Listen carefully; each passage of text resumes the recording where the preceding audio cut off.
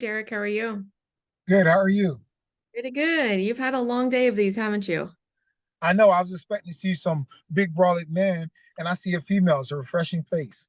Oh, good. I'm glad. I'm al- I'm always afraid that you guys see me and you guys go, she doesn't know what she's talking about.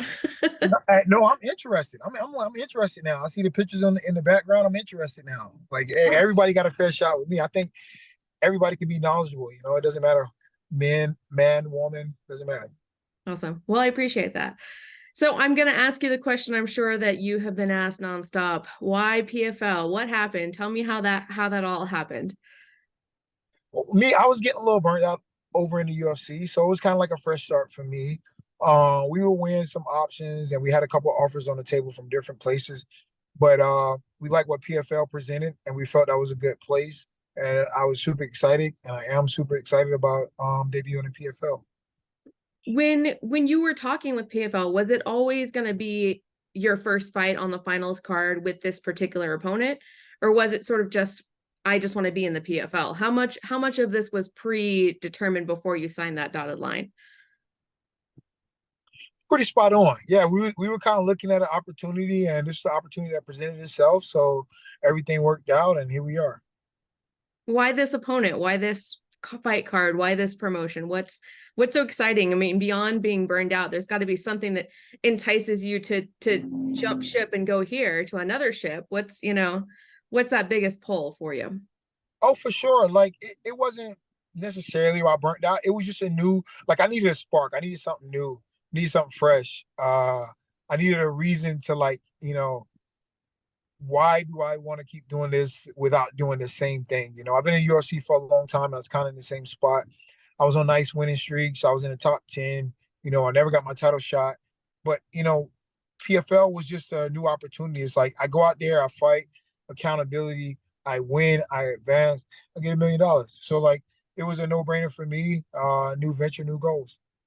So is that the plan the next season to get into that season? Because I wasn't sure if you were going to be like on the super fights or if you wanted to try out that tournament.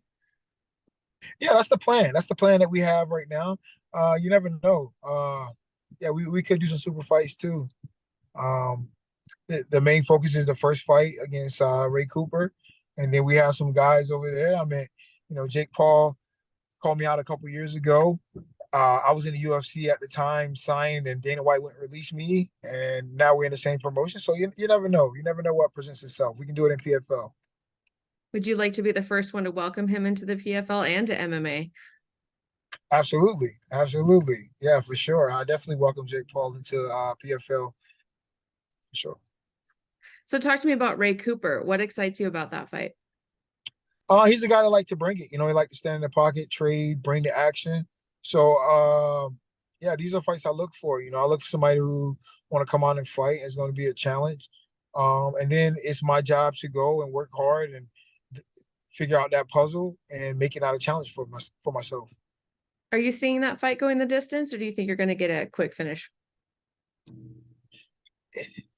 I don't see it going to distance. I see myself getting a quick finish. I see myself finishing Ray Cooper. Not that he's like not skilled or not really good, because he's a really good fighter.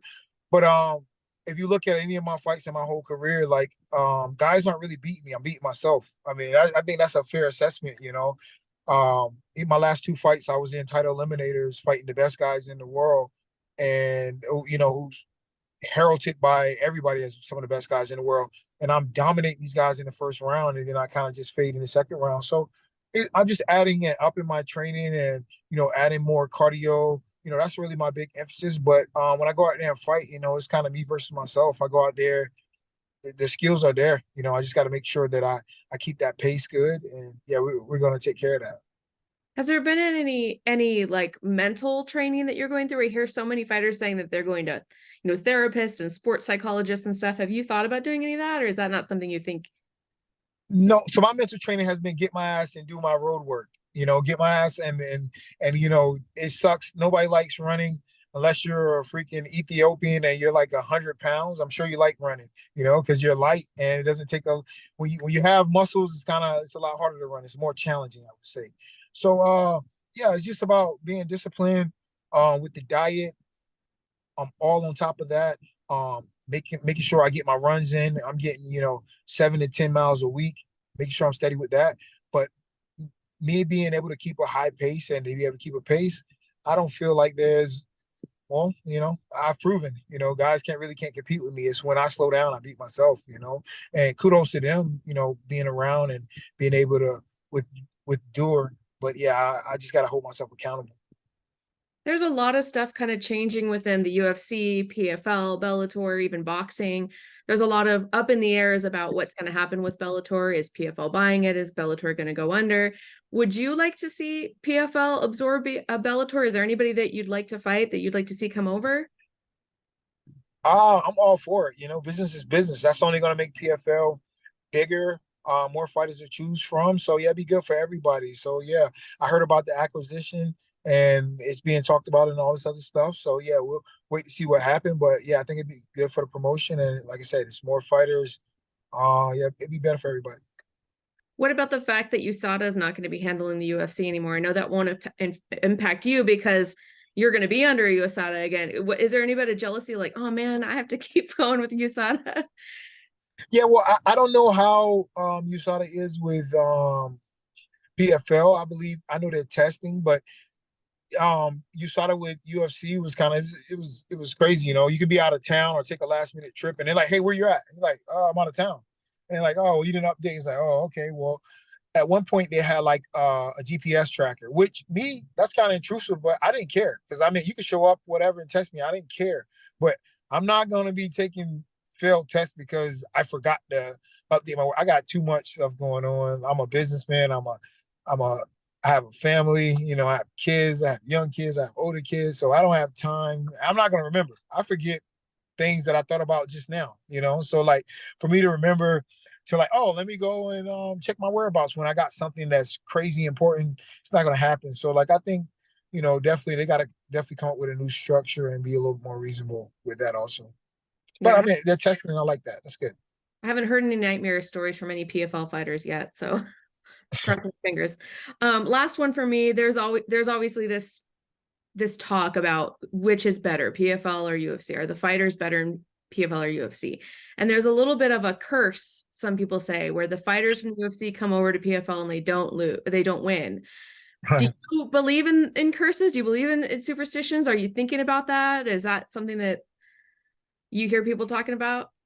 Well, yeah, I've heard it. I've heard people say it. I talked about it in a couple of interviews, and they told me the numbers. But me, I don't believe numbers hold up. Statistics is just a way to make you feel good about what you're talking about. But statistics don't really matter. Everything is individually based. But yeah, that holds no bearing on me. I'm focused on myself, focused on my debut, and looking to go out there and make it look really good. Thank you so much for your time. I really appreciate it. Thank you. Thanks. Have a great day. All right, see you. Bye.